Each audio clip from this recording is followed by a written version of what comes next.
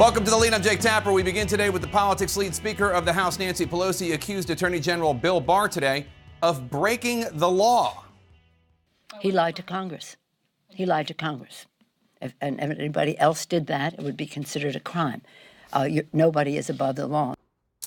Now, the Attorney General disputes that, and the Department of Justice said this afternoon that the attack was baseless. Barr also added fuel to the fire today when he refused to testify before the House Judiciary Committee, objecting to the format which allowed committee lawyers to ask questions as well as lawmakers. Partisan theatrics and fireworks then dominated Capitol Hill as the committee's Democratic chairman Jerry Nadler opened the hearing with a prop, an empty chair for the nation's top law enforcement officer. Nadler is threatening to hold Barr in contempt of Congress. CNN's Sarah Murray begins our coverage. House Speaker Nancy Pelosi, the highest-ranking Democrat, calling the nation's top law enforcement officer a liar. The Attorney General of the United States of America was not telling the truth to the Congress of the United States. That's a crime. House Democrats now threatening to hold William Barr in contempt, ramping up pressure on the Attorney General after he refused to appear before the House Judiciary Committee today. As Barr headed to work, Democrats seized on the empty witness chair. Come to order. Creating their own made-for-TV spectacle. Congressman Steve Cohen, a Tennessee Democrat, munched on a bucket of fried chicken during the hearing and flaunted a ceramic chicken to drive his point home. Chicken Barr should have shown up today and answered questions. Barr skipping the hearing after Democrats demanded he face questions from staff lawyers in a 30-minute block, on top of the 5-minute rounds of questions from lawmakers. He took our ability to hear from Bill Barr today. As Republicans slammed the performance of their Democratic colleagues, instead, we go back to a circus political stunt to say we want it to look like an impeachment hearing because they won't bring impeachment proceedings. That's the reason. House Judiciary Chairman Jerry Nadler threatened contempt proceedings over not giving the committee an unredacted version of Mueller's report by yesterday's subpoena deadline. We will have no choice but to move quickly to hold the Attorney General in contempt if he stalls or fails to negotiate in good faith. But it's clear he plans to drag this out, vowing first to fight for an unredacted version of the Mueller report and then try to negotiate with the Justice Department before holding Barr in contempt. As for House Speaker Nancy Pelosi, she's all in, accusing Barr of lying after he claimed in previous testimony to be unaware of whether the special counsel's team was frustrated with his 4-page summary of their findings. He lied to Congress. If anybody else did that, it would be considered a crime. Nobody is above the law, not the President of the United States and not the Attorney General. A Justice Department spokeswoman fired back, saying the baseless attack on the Attorney General is reckless, irresponsible, and false. Now, of course, the big question is if or when we are going to hear from Bob Mueller. He's been largely silent aside from this letter. Democrats say they are working on scheduling it. Republicans, surprisingly, a number of them say they don't really need to hear from Bob Mueller anyway. Jake? All right, let's discuss this all. And let's go back, because I reached out to Speaker Pelosi's office. I said, what is the lie that you're referring to? And they pointed me to this exchange between Democratic Congressman Charlie Crist and Attorney General Barr after the Mueller had sent him a letter, but before today. Reports have emerged recently, General, that members of the special counsel's team are frustrated at some level with the limited information included in your March 24th letter, that it does not adequately or accurately necessarily portray the report's findings. Do you know what they're referencing with that? No, I don't. I suspect that they probably wanted, more put out, but in my view, I was not interested in putting out summaries or trying to summarize. Okay, so just as a fact check, he said, no, I don't know. That's not true. I suspect, and he did more than suspect, he knew firsthand. So I understand why she's saying that this is not as forthcoming as possible. What is she going to do about it? I mean, that's the great question. They say that they're going to move forward, that they, may decide to hold him in contempt. But the reality is I don't think there is a lot they can do. I mean, he has sort of cast his dice in this. He has decided to go out there, and if he didn't lie, he certainly wasn't forthcoming, and he certainly wasn't entirely truthful. But I also think he knows that there's really not a whole lot that they can do to him. And what do you think Democrats running for president should do? Forget Congress for a second, just the ones running for president, because Two of them, Swalwell and Castro, have called for his impeachment, Barr's impeachment, and I think pretty much everyone else has called for Barr to resign, which, spoiler alert, he's not going to do.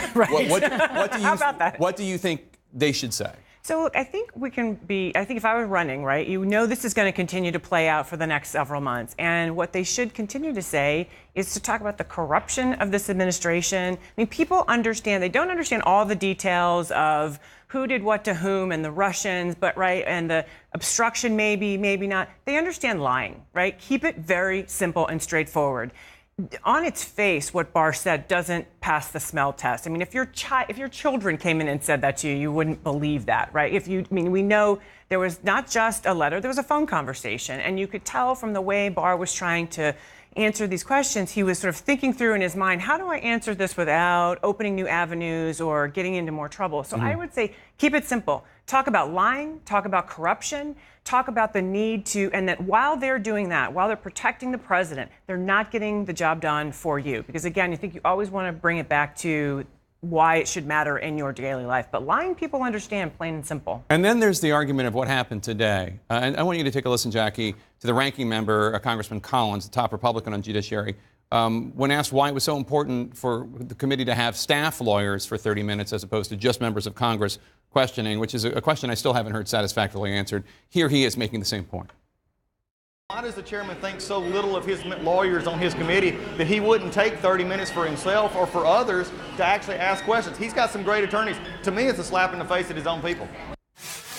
Why did Nadler insist on having lawyers as opposed to members of Congress get to ask? I don't remember any time in the Obama administration where lawyers asked questions of people testifying. Right, and Nadler said it had something to do with the 5-minute rule. The members can only speak for 5 minutes, and that Trump appointees have a way of filibustering. It really isn't clear, though, why this was the deal breaker, why this was allowed to be the deal breaker. I mean, we could guess that maybe the Democrats are playing games here. I mean, but Nadler during his initial speech was trying to make this not about politics, as they do, talking about how this is a constitutional issue. This is a battle of the branches.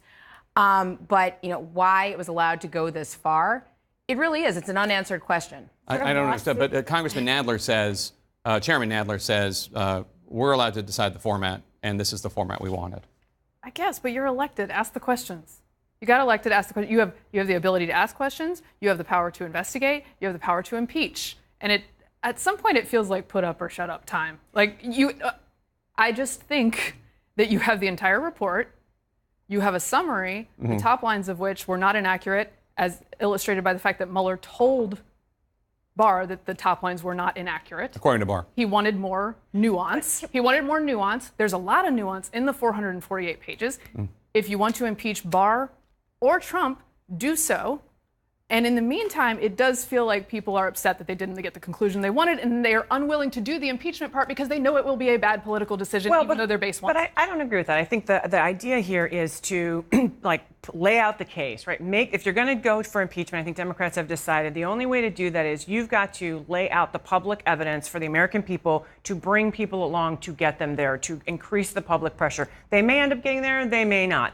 But that being said, I mean, think about, we're having this conversation over, well, members of Congress get to talk for this many minutes, but Barr didn't want to talk to the lawyers. What I think most people would hear at home is, well, why wouldn't you just go answer the questions? That doesn't make sense. Something else, I'm going to come to you on this, but because you talk about Democrats need to make the case. Here's Congressman Steve Cohen with a ceramic chicken and a tub of Kentucky Fried Chicken trying to make the case. Take a listen. Chicken Barr should have shown up today and answered questions. An attorney general who is picked for his legal acumen and his abilities would not be fearful of any other attorneys questioning him for 30 minutes. This man was picked to be Roy Cohn and to be Donald Trump's fixer. It's a sad day in America.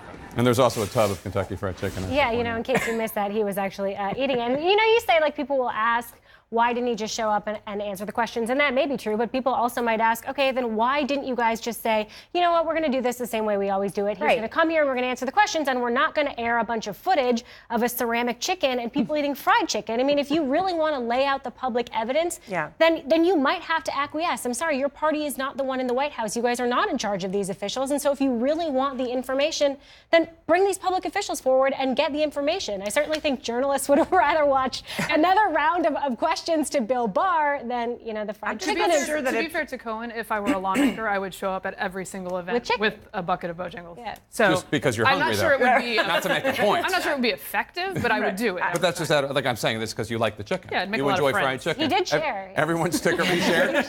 Very nice. Tastes better if you share, a friend of mine always says.